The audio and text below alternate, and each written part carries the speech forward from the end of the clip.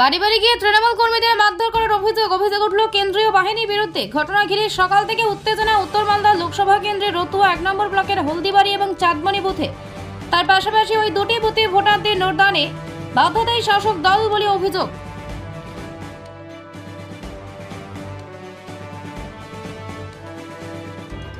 কি অভিযোগ আপনাদের?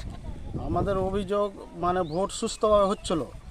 এবার হচ্ছে কি আমরা যা হোক 3-4 জন ভোট দিয়ে যাচ্ছিলাম, এবার আমরাকে দেখেই কেন্দ্র বাহিনী কিন্তু মারুক 3-4 জনকে মেরেছে। এবার বাড়ি বাড়ি ঢুকে ঢুকে অত্যাচার চালাচ্ছে কেন্দ্র বাহিনী। টিএমসির কথা বলতেই এইভাবে অত্যাচারটা করেছে, অন্য কিছু না। বাড়ি বাড়ি ঢুকে মারছে। হ্যাঁ, বাড়ি বাড়ি ঢুকে যাচ্ছে ভিতরে। কেন মারছে? কেন কেমন করে বলবো, এখন কি করে বলছি। ভোট দানে কি প্রভাবিত করছে? না না, কেউ প্রভাবিত করে না তো।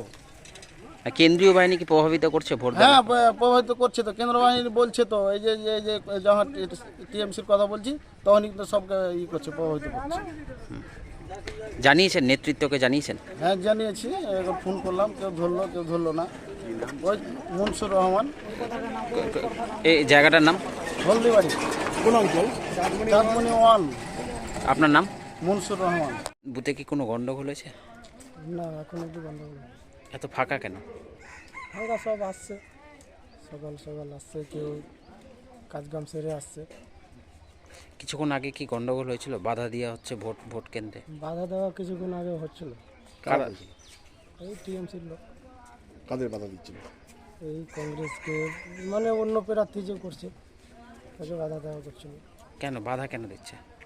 সেটা ওরাই জানে, আমরা তো এটা জানা নেই আমাদের। এখন ভোট দিতে পারছেন আপনারা? হ্যাঁ, আমরা তো এখন ভোট দিতে পারছি, লাইনে আছি। আতঙ্ক আছে নাকি আপনাদের মধ্যে? হুম? আপনাদের মধ্যে আছে নাকি? আতঙ্ক লাগছে? না না, আমাদের মধ্যে। আপনার নাম? আব্দুল রহমান। তৃণমূলীদের প্রবেশ করতে দেওয়া হচ্ছে না। তাদের অভিযোগ বাড়ি বাড়িতে ঢুকে আধা সেনার কর্মীরা যারা আছে তারা মারধর করছে। কি বলবেন? আমরা আগেও আতঙ্ক প্রকাশ করেছিলাম। আমরা বলেছিলাম যে কেন্দ্র বাহিনী দিয়ে মানে আমাদের ভোটকে তারা তছরূপ করে দিতে পারে, যেভাবে সিবিআই ইডি দিয়ে পশ্চিমবঙ্গটাকে তছনছ করার চেষ্টা করছে, মেরুদণ্ড ভেঙে দেওয়ার চেষ্টা করছে।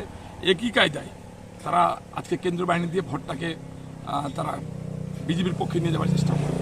তারই প্রমাণ আপনি দেখেছেন। চাঁদমণি একরকম বড় অঞ্চলে বিভিন্ন জায়গায় বাড়ি বাড়ি ঢুকে যাচ্ছে কেন্দ্র বাহিনী এবং মারপিট করছে। ইতিমধ্যে আমাদের শ্রীপুর 2 নম্বর অঞ্চলের প্রধান, আলাদপুর বিধানসভা কেন্দ্রের শ্রীপুর 2 নম্বর অঞ্চলের প্রধান আনিকুলসকে বেধড়কভাবে ভোট দিতে যায়ও, এবং তার বেধড়ক ধরে মেরেছে। অনেকক্ষণ ধরে বন্ধ রেখেছিল, রক্তাক্ত করে দিয়েছে, হাতটা ফাটিয়ে দিয়েছে মেরে।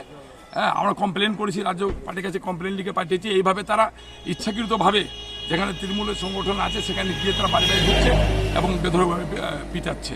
আমরা তীব্র নিন্দা করছি এবং আমি আশা রাখছি যে দ্রুতগতিতে নির্বাচন কমিশন এই ধরনের বেপরোয়া যারা কেন্দ্র বাহিনীর লোকরা আছে তাদেরকে সংযত করবেন।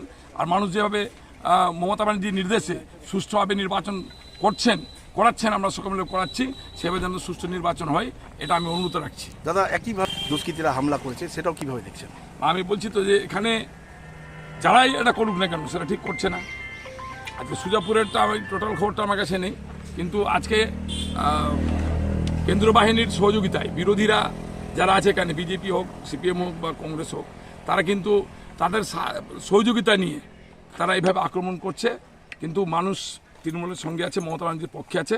4ঠা জুন প্রমাণ করে দিব। এখনো পর্যন্ত কি দেখছেন মালদায় ভোটের পরিস্থিতি? মালদায় আমরা 2টো সিটেই ব্যাপক হারে জিতবো। এখন পর্যন্ত যা ভোট হয়েছে তা প্রায় বেশিরভাগ ভোটই আমাদের পক্ষে আছে, তৃণমূলের পক্ষে আছে, মমতা ব্যানার্জির পক্ষে আছে।